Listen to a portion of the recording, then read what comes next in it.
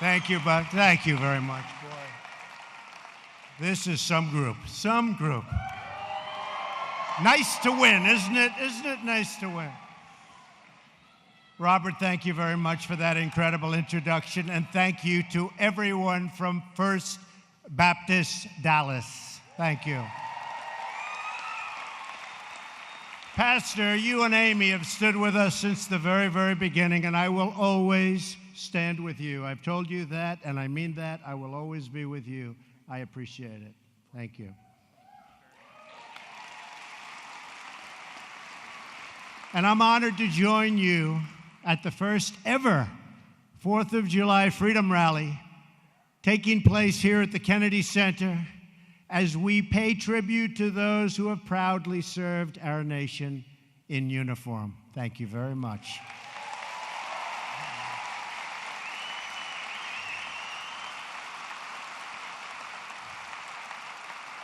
Tonight, we have been inspired by music that fills our hearts, stirs our souls, and reminds us all of who we are. One nation under God.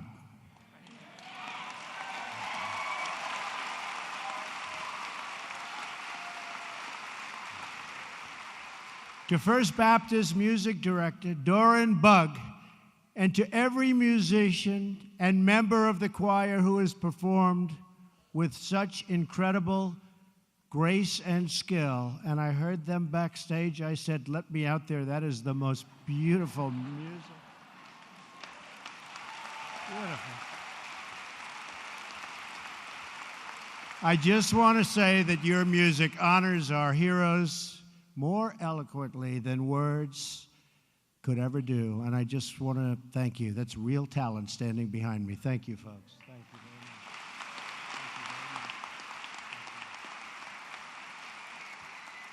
And let me say to the hundreds of veterans with us tonight that for my very first Independence Day celebration as president, there is no place I'd rather be than with you. I'll tell you that.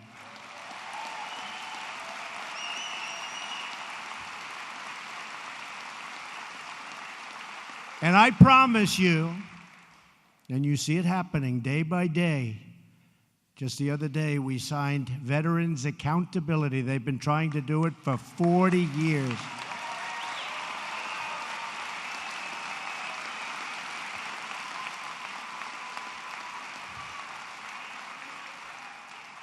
For 40 years, they've been trying. You couldn't fire somebody if they were horrible, doing a terrible job for the veterans. Robbing, stealing, hurting people, you couldn't do anything. It's called the Veterans Accountability Act. And now you can say, you're fired.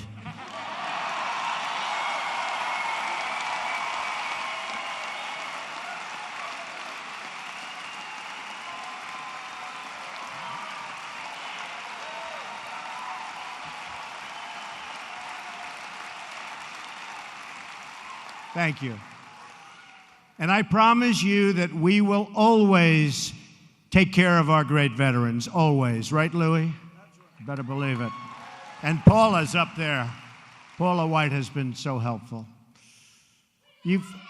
Thank you. I love you too, actually. You've shed your blood, you've poured your love, and you've bared your soul in defense of our country, our people, and our great American flag. Your loyalty to our nation is measured not merely in words, but in deeds. You raced through gunfire, stared down enemy forces, and ran past the gates of hell to fight and to win for America, and you won for America, and we're going to take care of it.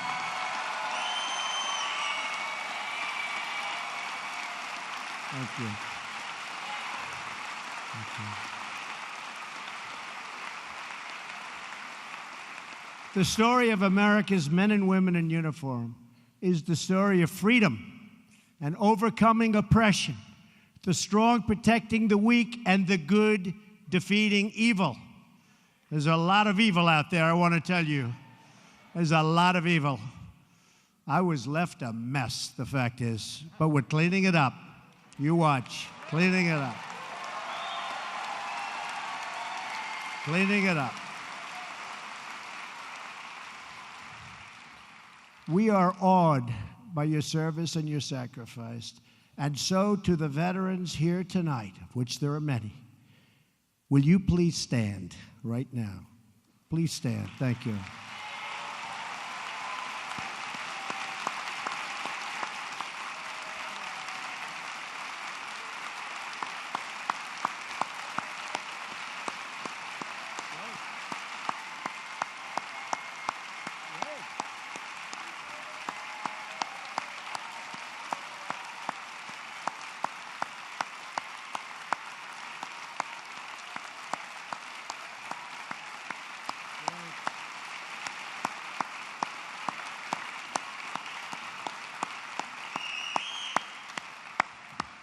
On behalf of our very grateful nation, thank you very much. Thank you very much. We will always, always remember what you did for us. Tonight we celebrate veterans. We also reflect on everything we cherish as Americans. We love our country. We love our families. We love our freedom. And we love our God.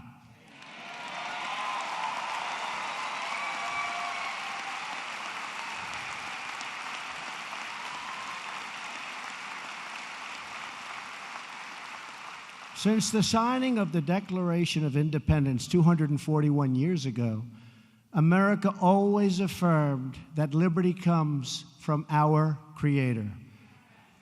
Our rights are given to us by God, and no earthly force can ever take those rights away.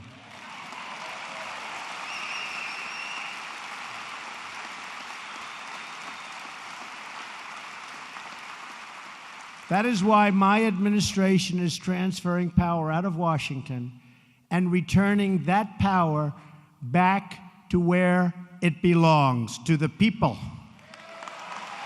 To the people.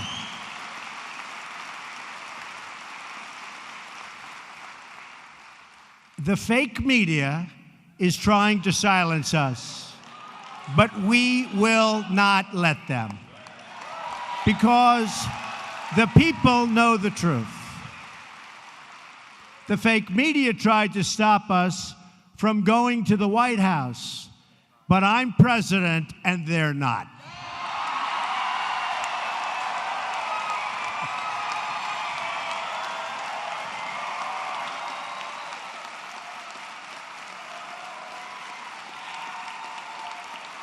Thank you.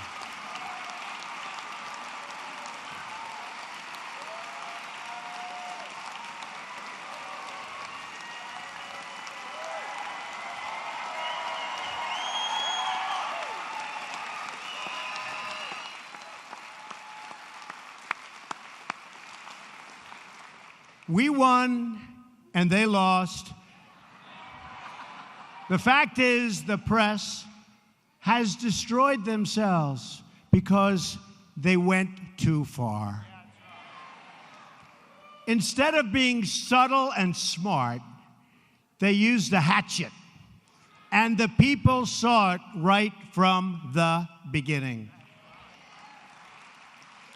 The dishonest media will never keep us from accomplishing our objectives on behalf of our great American people. Will never happen. Their agenda is not your agenda. You've been saying it. I will never stop fighting for you. I am delivering on trade, on the economy, on the Supreme Court, on the Second Amendment, on our military, for our veterans, and on our borders, where we are doing record stoppage.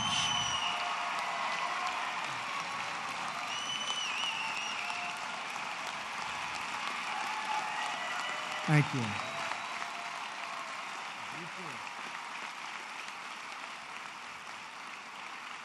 And we are supporting our incredible police and law enforcement.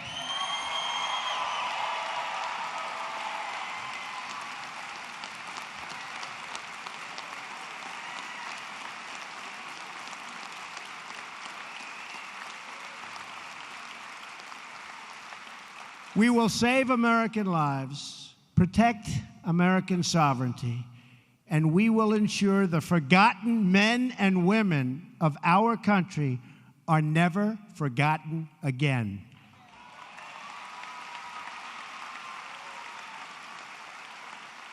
For too long, politicians have tried, oh, have they tried, to centralize authority among the hands of a small few in our nation's capital. I see them all the time. Bureaucrats think they can run over your lives, overrule your values, meddle in your faith, and tell you how to live, what to say, and where to pray. But we know that parents, not bureaucrats, know best how to raise their children and create a thriving society.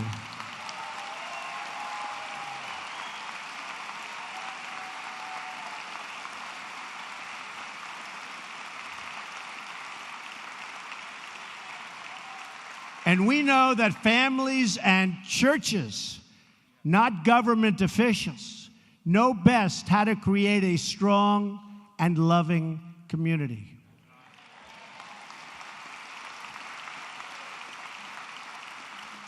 And above all else, we know this. In America, we don't worship government, we worship God.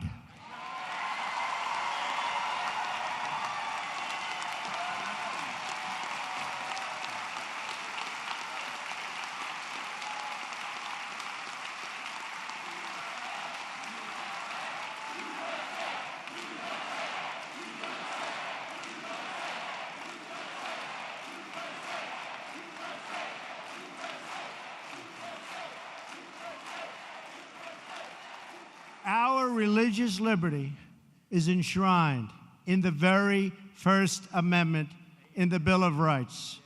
The American founders invoked our Creator 4 times in the Declaration of Independence. Benjamin Franklin reminded his colleagues at the Constitutional Convention to begin by bowing their heads in prayer. I remind you that we're going to start saying Merry Christmas again.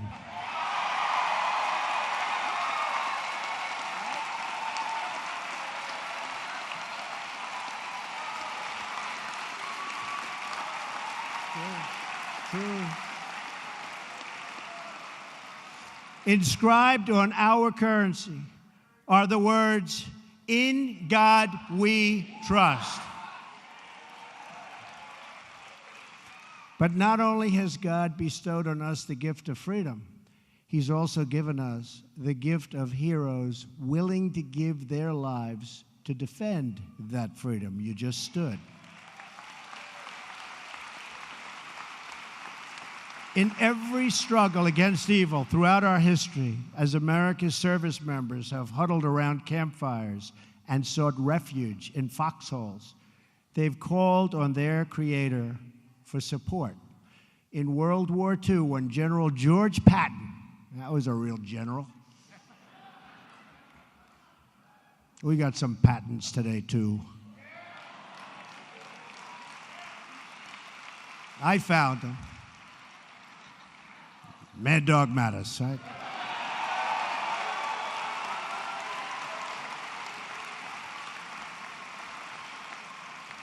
And he doesn't like doing a lot of talking, but I want to tell you, ISIS, it's a whole different ballgame, folks.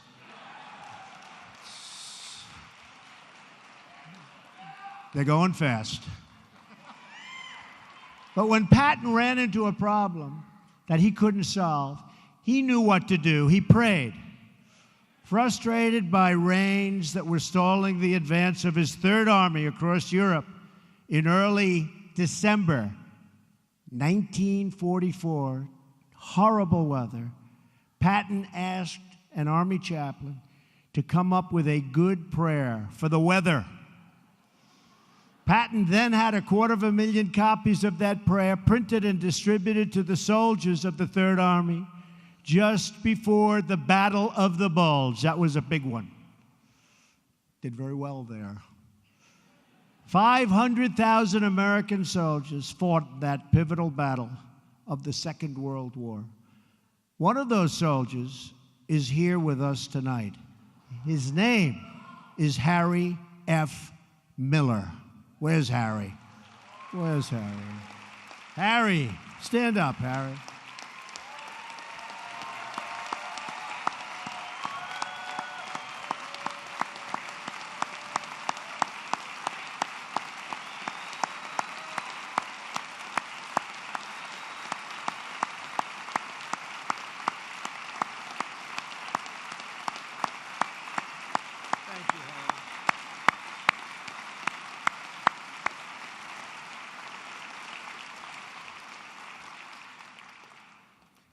Like many of the heroes of his generation, Harry wasn't exactly straightforward about his age when he enlisted in the Army Reserve. Shame on you, Harry. He was just 15, but he told them he was old enough to join. Then he immediately asked for a transfer to active duty.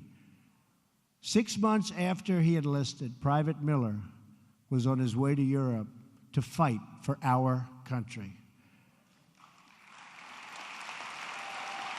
Right.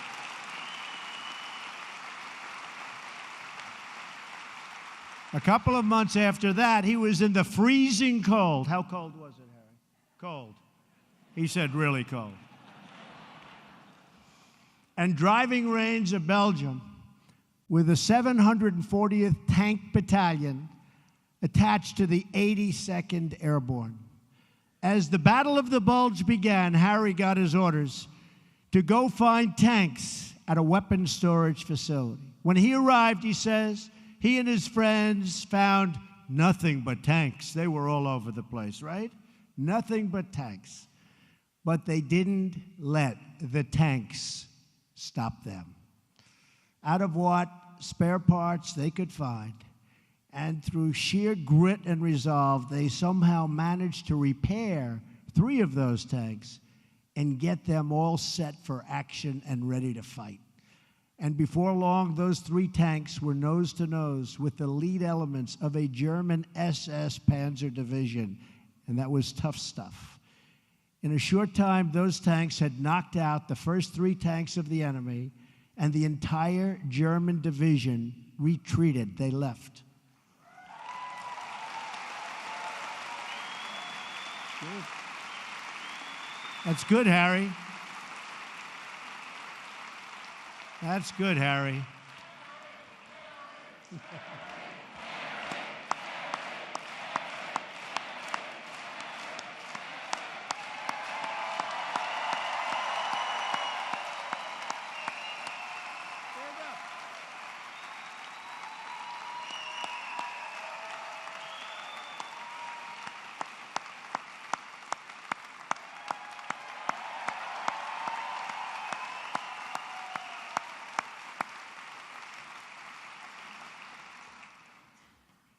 Harry fought through the battle and the rest of the war, and he went on to serve our armed forces for 22 years, retiring as a senior master sergeant. A lot of guts. Tomorrow, Harry will be 89 tomorrow. 89.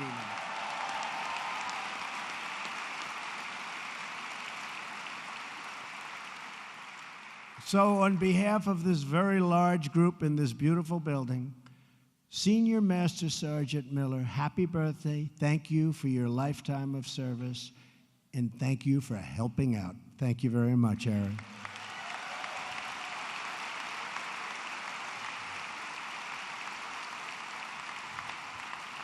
To every veteran with us tonight from every branch of the military, Army, Navy, Marines, Air Force, and Coast Guard, I want you to know that we will always keep our promises to those who have kept us free.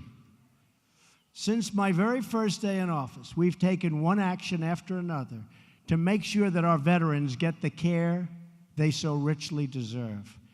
We've published wait times. Those wait times were bad, weren't they? But boy, are they getting better and fast.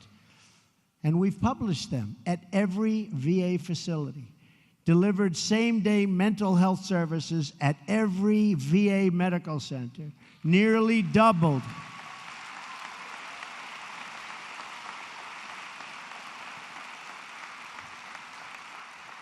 the number of veterans given approvals to see the doctor of their choice.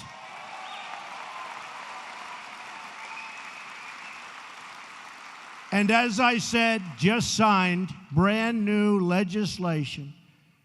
Went through the House, went through the Senate, and I signed it so fast. We didn't want to take any chances, right, Harry? To ensure every VA worker is held accountable for the quality of care they provide to our veterans.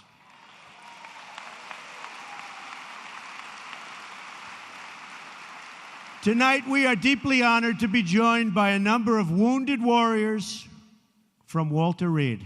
I was over there recently. These are incredible people. The enthusiasm and the spirit, and some of them were hurt really badly. They've got so much spirit, and they love this country so much.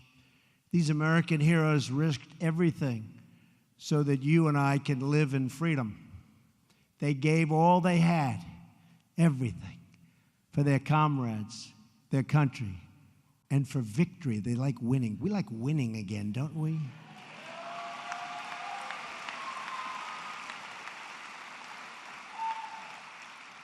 You know, in the old days, we used to win. We sort of just keep fighting and fighting and fighting. We're going to win again, folks. We applaud their strength, their courage, and we really support that incredible win that they have. The will is so strong, and that's what they want to do, is they want to win, and they want to win for you. So thank you all very much for being here. That was great.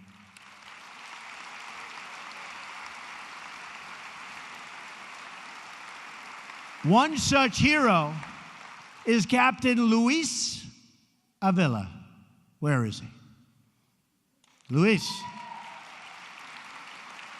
Luis. Oh, we love you, Luis. Luis, wow.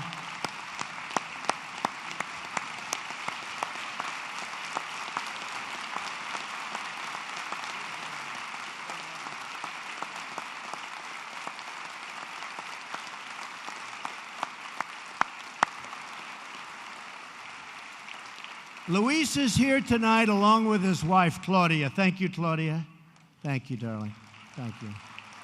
Thank you.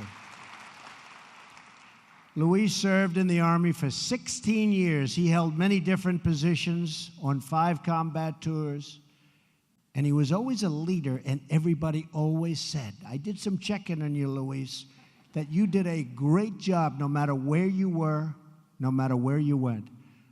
On his 5th deployment, Luis bravely led his company on a successful mission to recover vital intelligence.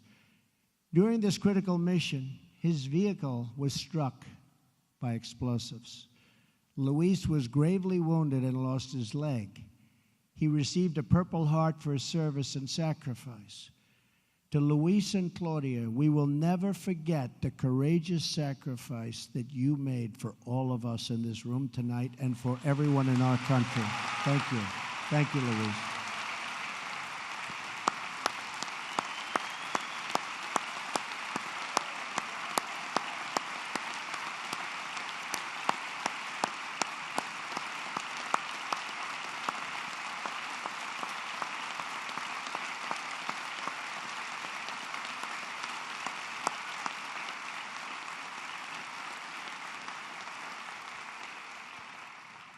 I want you all and all of our incredible wounded warriors to know you have an entire nation of more than 300 million people behind you. And our nation's getting strong again. Do you notice? Getting strong again. Our hearts and our prayers are joined with yours. Your legacy, like our gratitude, will live forever, and I want to thank you. Thank you very much. And Claudia, thank you very much. Thank you.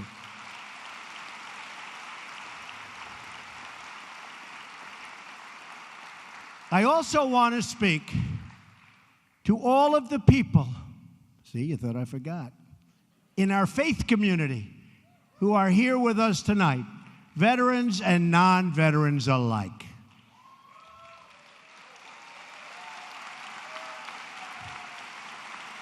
You're never going to be forgotten. You'll never be forgotten. My administration will always support and defend your religious liberty.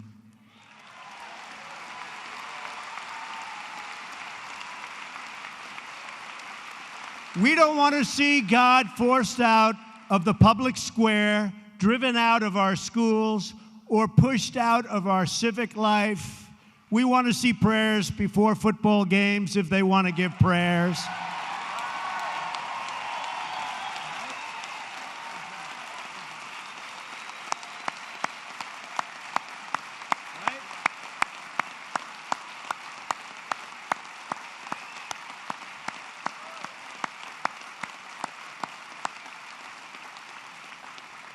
We want all children to have the opportunity to know the blessings of God.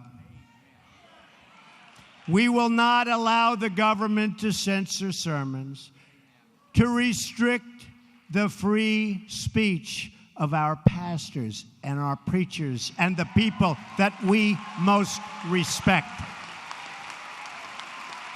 like Robert.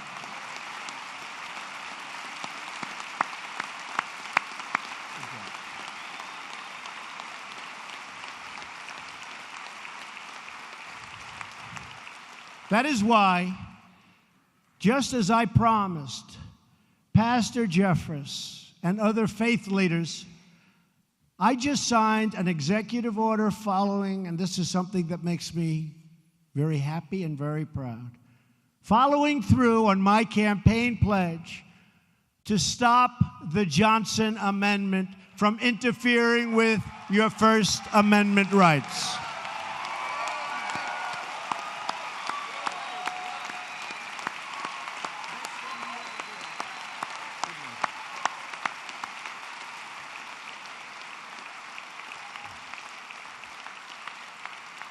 As long as I am president, no one is going to stop you from practicing your faith or from preaching what is in your heart. We want to hear him. One of the most grave and dire threats to religious freedom in the world today is the threat of terrorism. And specifically, it just seems it's called radical Islamic terrorism. And we cannot allow this terrorism and extremism to spread in our country or to find sanctuary on our shores or in our cities.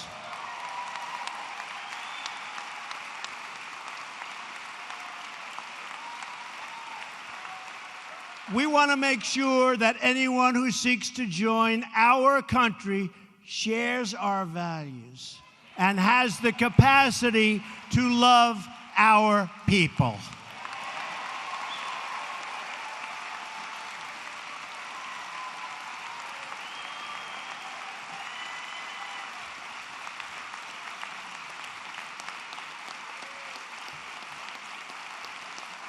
Thank you. Together, we will protect our families, our nations, and our borders. And yes, by the way, for those that are curious, we will build the wall, okay? Because we understand that a country is more than just its geography. A nation is the sum of its citizens, their hopes, their dreams, their aspirations. America is a land rich with history, traditions, and values. And as we have seen tonight, what a group this is tonight, America is also a land rich with heroes.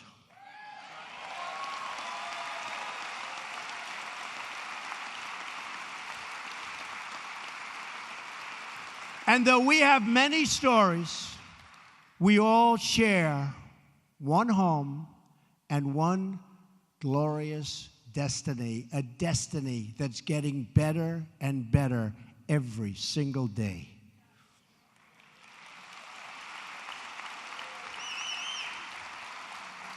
And whether we are black or brown or white, and you've heard me say this before, we all bleed the same red blood.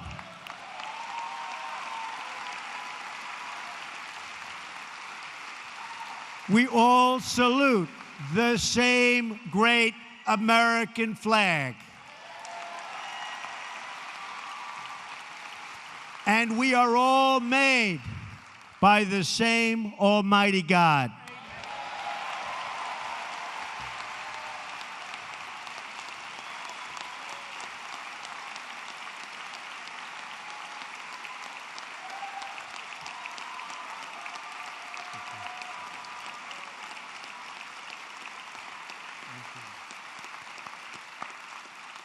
We face many challenges. There are many hills and mountains to climb.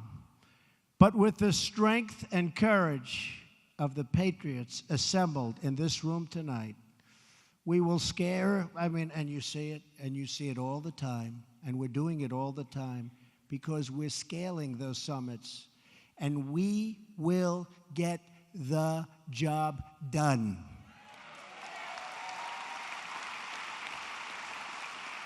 We will all prove worthy of this very important moment in history, and we will prove worthy of the sacrifice that our brave veterans have made. As long as we have pride in our beliefs, courage in our convictions, and faith in our God, we will not fail.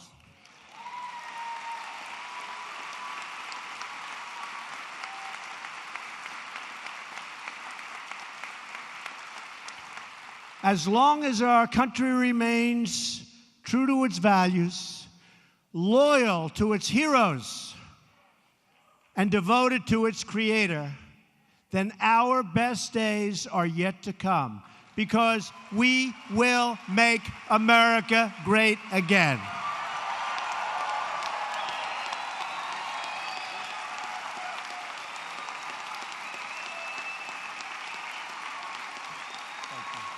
Thank you.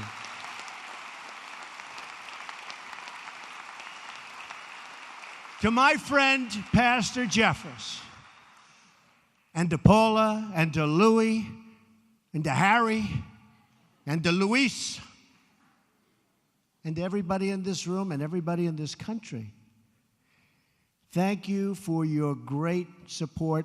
I appreciate it. I will not let you down. To all of our incredible veterans, to the people in the military, and to evangelical Christians who came out in record numbers, thank you. Have a wonderful Independence Day. God bless you. God bless our nation's veterans. God bless the United States of America. Thank you very much. Thank you. Thank you.